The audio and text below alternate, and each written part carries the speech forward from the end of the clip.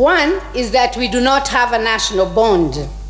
And they also felt that there is no luxury of time. There is an urgent need to change. The other thing that Kenyans said was that we have very many young people, and many of them feel excluded, that we have a high trust deficit, both amongst those who rule and those who are ruled, and amongst ourselves as citizens. We have a culture of lawlessness, we have no vision for a future, and our families are in crisis. Another thing that Kenyans said was that we focus unduly on sharing the national cake, but we do not concern ourselves as much with how to bake a bigger cake. There was also the view that we have a leadership crisis in this country, that public servants are not servants, they act as bosses, that we have insensitivity to people who live with disabilities or who are not like ourselves, and that we also have an attitude and behavior problem. We sweep our injustices under the carpet. That's why we're always talking about historical injustices. People do not feel safe in this country. They do not feel safe and secure. And therefore, we need a national, all-inclusive and encompassing conversation. With regard to the issue of national ethos, we got straight from the report this statement: kusema ukweli, sisi ni kama tumepotea sana. Sababu moja ni vile tumekosa zile sheria za mila zetu na desturi. And I think again, as the Swahili say, wakosa mila ni watumwa.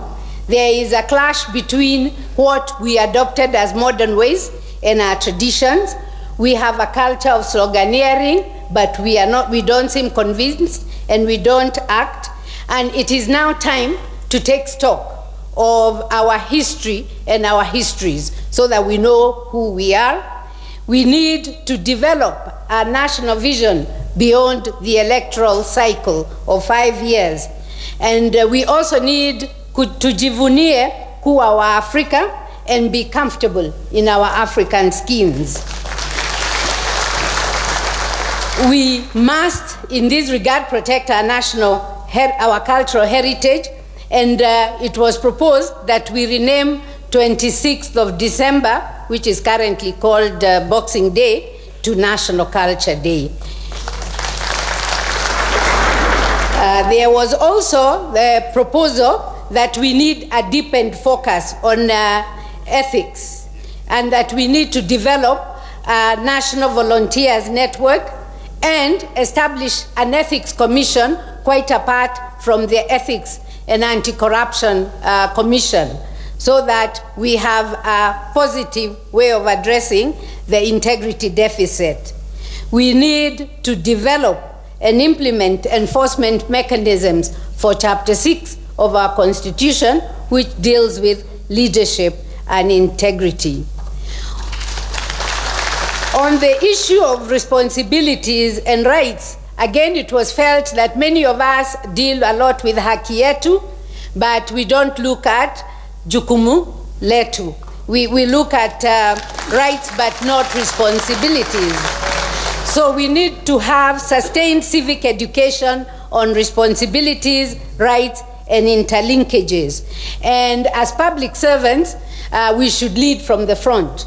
We should be compelled to use the services that we manage, so that myself, as a person who teaches in a public university, should not have my child going to study law in another university, because if I'm a leading professor for other people's children, I should be for my children. The same thing with education.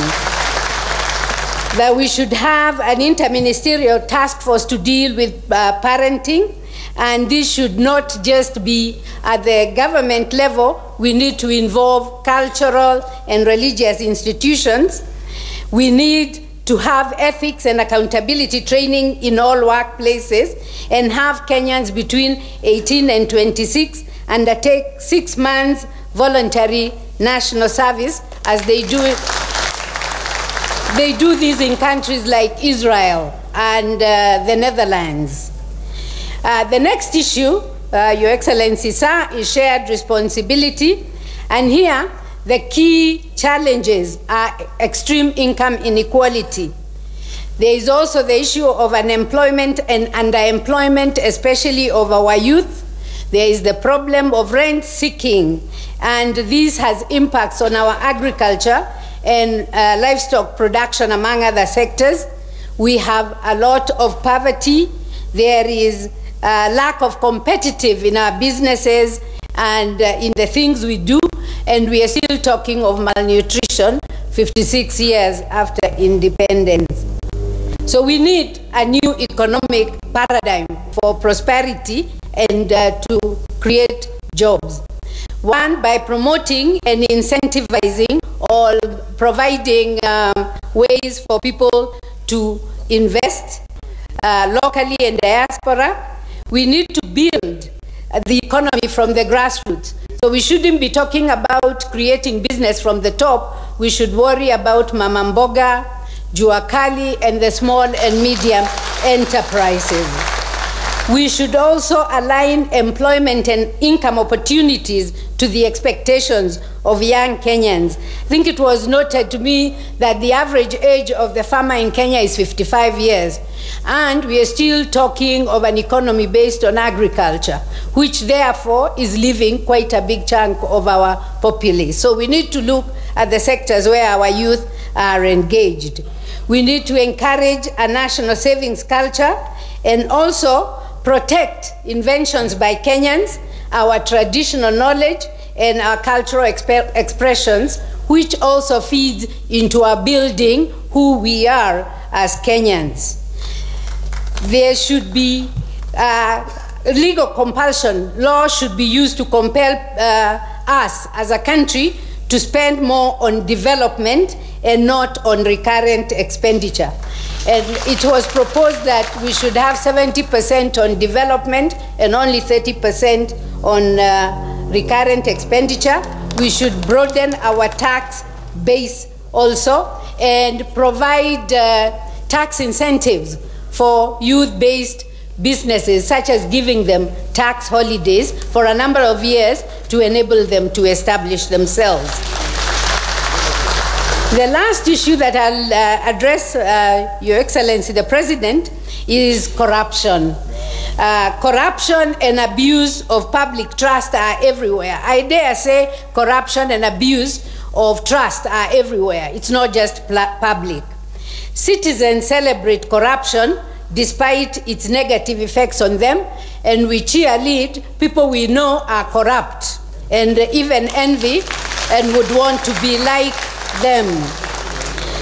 The fight against corruption, Your Excellency, the Kenyan said, is ineffective, and Chapter 6 of the Constitution, 10 years later, has not been implemented. Cartels are in all sectors. The economy is captured and it is rigged from the beginning. So what do? We need to give incentives to whistleblowers. And an example was given that if there are proceeds from prosecutions for corruption, we should give 5% to whistleblowers so that they can engage in this activity.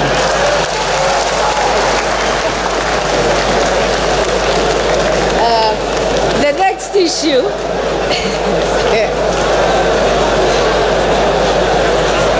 the next issue order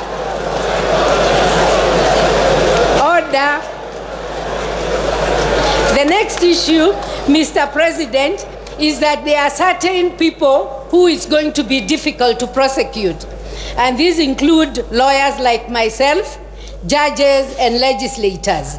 And here it was proposed that we should conduct anti-corruption sting campaigns.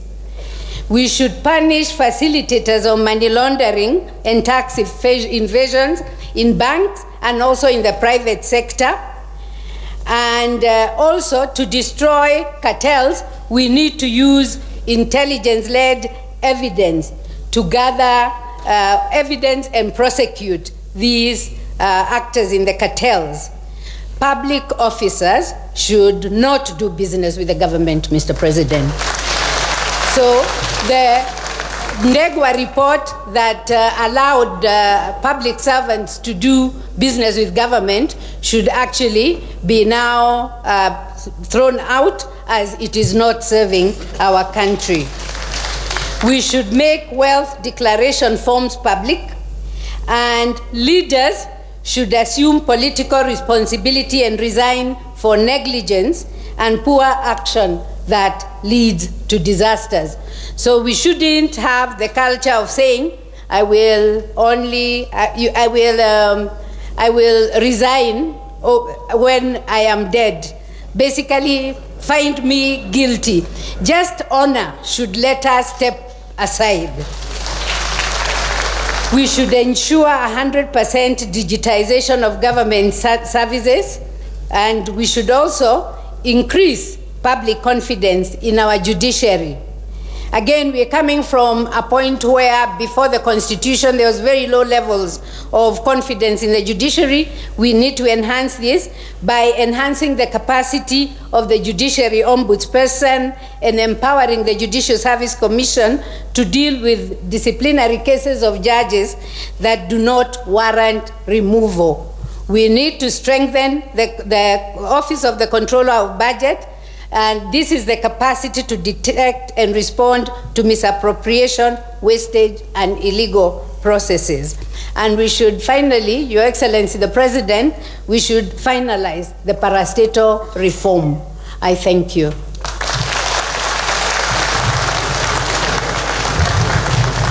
Thank you, Professor. You've spoken like one.